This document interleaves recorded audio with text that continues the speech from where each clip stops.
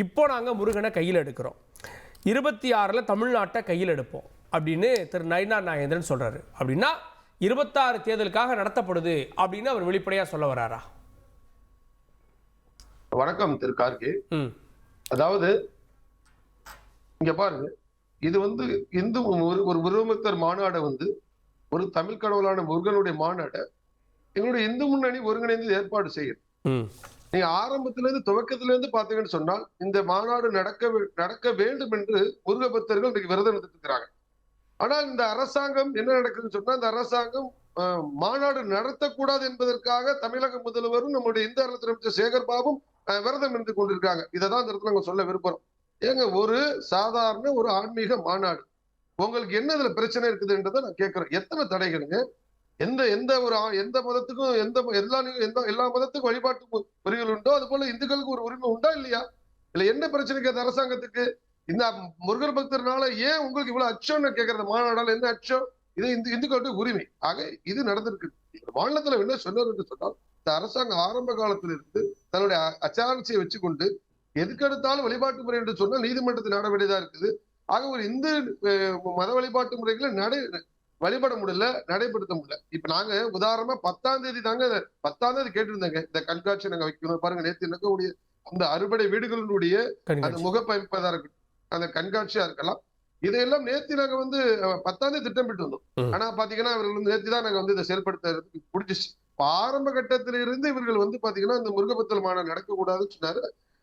நேற்று எங்களுடைய தடைகளை மீறிதான் இன்றைக்கு நாங்க என்னுடைய இந்து முன்னணி அமைப்பு செய்துக்கிட்டு இன்னைக்கு பாஜகவும் அதுல கலந்து கொடுத்து அதான் இந்து முன்னணி ஏற்பாடு செய்து பாஜக கலந்துக்கிறதுன்றீங்க. ஆனா பாஜக தலைவர் உட்காந்து இந்து முன்னணி தலைவர்கள் இதை பத்தி பேசுவாங்கன்னு சொல்றாரு. நீங்க கூட பின்னாடி உட்காந்து இருந்தீங்க. ஆமா, உண்மை. நேற்று என்னுடைய செய்தி தொடர்பு இந்து முன்னணி செய்தி தொடர்பு விளக்கமாக திரு இளங்கல் விளக்கமா சொன்னாரா இல்லையா? இல்லப்பா, நடத்துறது பாஜக தானே சார் பொருள். நாங்க கலந்துக்கிறோம் சும்மா அப்படின்னா அது என்ன அர்த்தம் சார்? இது முழுக்க இந்து முன்னணி நடத்துகிறன்றது இதுல பாஜக கலந்து கொள்கிறது. நீ முக்கிய பிரபலங்கள்லாம் நாங்க அழைக்கப்பட்டோம். இன்னைக்கு உதாரணம் பார்த்துக்க, நாங்க தெளிவாக சொல்லிட்டோம், இது அரசியல் மாநாடு அல்ல. இவர்கள் பார்வையில் அது அரசியல் மாநாடு. இன்னைக்கு பாருங்க, நாங்க முன்னாள் முதல்வர் மரியாதைக்குரிய மாண்புமிகு எதிர்கட்சி தலைவர் அண்ணன் எடப்பாடி அவர்களுக்கு இன்விடேஷன் கொடுத்திருக்கிறோம், திரு விஜய் அவர்களுக்கு கொடுத்திருக்கின்றோம், திரு சீமான் அவர்கள் கொடுத்திருக்கின்றோம். சோ எல்லாருக்கும் கொடுத்திருக்கின்றோம். ஆனா முதல்வர்கள் மட்டும் பாத்தீங்கன்னா இவங்க போறப்ப பாத்தீங்கன்னு சொன்னா அவர் இதுவரையிலும் ஒரு அப்பாயின்மெண்ட் கொடுக்கல, இந்த இன்விடேஷன். ஆக ஒரு தீண்டத்தகாத ஒரு மதமாக இதை முதல்வர் பார்க்கின்றார் என்பது தெரிகின்றது. அதைதான் நாங்க சொல்றோம். நேற்று மாநிலத்துல என்ன இல்ல அப்படி பார்த்தா இல்ல சார், அப்படி முதல்வர் பார்த்தா எதுக்கு அவங்க பழனியில முருகன் மாநாட்டை நடத்தி இருக்க போறாங்க சார்? பழனியில் நடத்துறது மாநாடா சார்? நான் என்ன கேக்குறேங்க, அந்த பழனி மாநாட்டுக்கு யாருக்கு சீஃப் கெஸ்ட்? சனாதனத்தை ஒழிப்பேன் என்று சொன்ன உதயநிதி அதுக்கு சீஃப் கெஸ்ட். அது எப்படி முருகபக்தர் மாநாடா இருக்க முடியும்? முருகபக்தர்கள் இதை விட ஒரு கொச்சைப்படுத்த முடியுமா இந்த அரசாங்கம்? சனாதனத்தை ஒழிப்பேன், டெங்கு மலேரியா போன்று ஒழிப்பேன் என்று சொன்ன உதயநிதி தான் சீஃப் கெஸ்ட். அவர் போய் முருகபக்தர் மாநாடு, அது எப்படி முருகபக்தர் மாநாடு? அது முழுக்க மத நம்பிக்கை இல்லாதவர்கள், தமிழ் மீது பற்று இல்லாதவர்கள், தமிழை காட்டு என்று சொன்ன அவர்கள் பங்கேற்ற மாநாடு தான் சொல்லுவோம் உண்மையான பக்தர்கள் கொண்ட மாநாடு, பள்ளி மாநாடு அல்ல. இது நடைபெறக்கூடிய மாநாடு மட்டுமே தான் முழுக்க இது முருகபக்தருக்கான உண்மையான மாநாடு. இந்த மாநாடு நடக்குது, இது ஆன்மீகத்துக்காக நடக்குதுன்றீங்க. ஆனா அதை 26ஓட ஏன் முடிச்சு போடுறாரு உங்க தலைவர்? அதாவது தெளிவாக சொல்றாரு கருத்து. 2 விஷயங்கள் தலைவருடைய மரியாதைக்குரிய நயினார் கருத்தை தெளிவாக நீங்க புரிந்து கொள்ள வேண்டும். ஏற்கனவே கடுமையாக ஒரு அதிருப்தி இந்த அரசாங்கத்தின் மீது, மக்கள் விரோத அரசாங்கத்தின் மீது மிகப்பெரிய அதிருப்தி இருக்கின்றது. அது ஒன்று. அதே போல பல்வேறு தரப்பு மக்கள் அதிருப்தி இருக்கிறாங்க. அதே போல இன்றைக்கு ஒரு ஆன்மீக மாநாட்டை கூட நடத்த முடியல. இதை மையமாக சொல்றாரு. நிச்சயமாக 2020 ஒட்டுமொத்தமாக எல்லா தரப்பு மக்களும் அதிருப்தியில் இருக்கிறாங்க.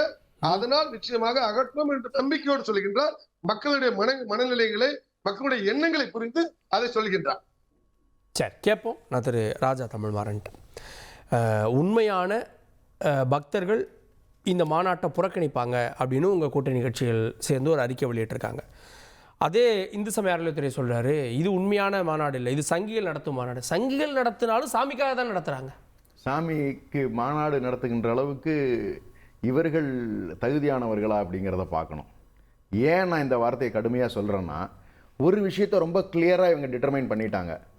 ராமருக்கும் முருகனுக்கும் தொடர்பு இல்லை அப்படிங்கிற ஒரு நிலையை வந்து உறுதிப்படுத்தி இருக்கிறது இந்த மாநாடு. ஒரு விதத்தில் இது நெகட்டிவாக இருந்தாலும் ஒரு சில விஷயங்களை நாம் புரிந்து கொள்ளுதல் மிக மிக அவசியம். ஏன்னா வரலாற்று பதிவுகளில் ராமாயணத்தில் முருகனுக்கு வேலை இல்லை, முருகனுடைய திருமுருகாற்றுப்படையோ இல்லை வந்து குறுந்தொகையில் இருக்கக்கூடிய முருகனை பற்றின பதிவுகள்லையோ எங்கேயுமே மகாபாரதமோ ராமாயணமோ சொல்லப்படவில்லைங்கிறது கூடுதலான தகவல். தமிழர்கள் என்றோர் இனமுண்டு, அவர்களுக்கொன்றோர் குணமுண்டுங்கிறத மீண்டும் ஒரு வகை நிரூபிக்கின்ற வகையில் இந்த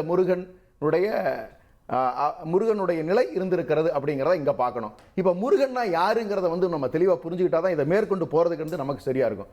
முருகனா அழகுன்னு அர்த்தம், வீரன் அர்த்தம்.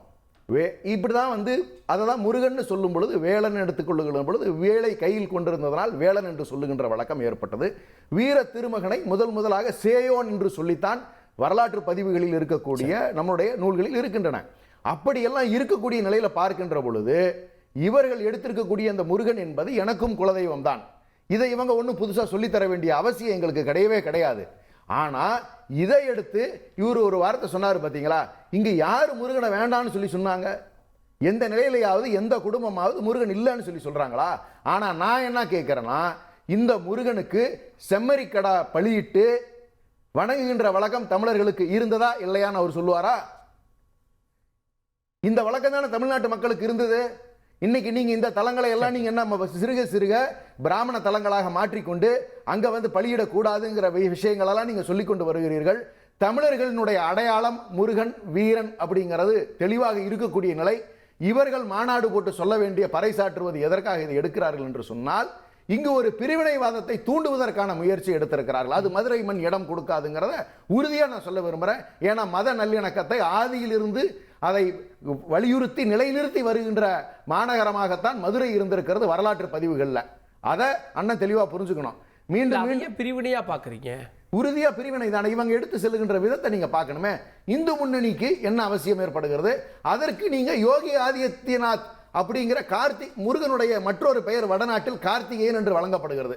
கார்த்திகேயனை வணங்கக்கூடாது, ஏனென்றால் அவர் காதல் திருமணம் செய்து பெண்களை கவர்ந்து கொண்டு சென்று விடுவார் அப்படின்னு வடநாட்டில் நீங்க எழுதி வச்சிருக்கீங்களே முருகனை பத்தி. அதுக்கு இவர் என்ன பதில் சொல்ல போறாரு? அண்ணன், இது வரலாறு பதிவு தானே. அப்ப வடநாட்டில் இருக்கிற ஆதித்யநாத்துக்கு இங்கனுக்கு முருகனுக்கு என்ன சம்பந்தம் வருது? எனக்கு புரியலையே. அப்ப வடநாட்டில் நீங்க இஸ்லாமியர்களுக்கும் மாநில முதலமைச்சர் சார், முதலமைச்சருக்கும் முருகனுக்கு என்ன சம்பந்தம்? தமிழ்நாட்டில் இருக்கக்கூடியவர்கள் முருகனை கொண்டாடல அர்த்தம் இருக்கு. இந்த இனத்துக்கான அடையாளம் முருகனை வச்சிருக்கிறதுக்கு அடையாளம் இருக்கு, காரணம் இருக்கு. மலேசியால இருக்கான தமிழர் கொண்டாடுறான். தமிழருக்கு என்று தனித்துவம் பெற்ற நடத்தின மாநாட்டில் உதயநிதியை வச்சு கொண்டாடுனீங்க. அது எந்த வகையில? சனாதனம் ஏற்காத கடவுள் தாங்க முருகன். இவர் என்னங்க புதுசா கதை சொல்றாரு? சனாதனத்தை எங்கீங்க முருகன் சொல்றாப்ல?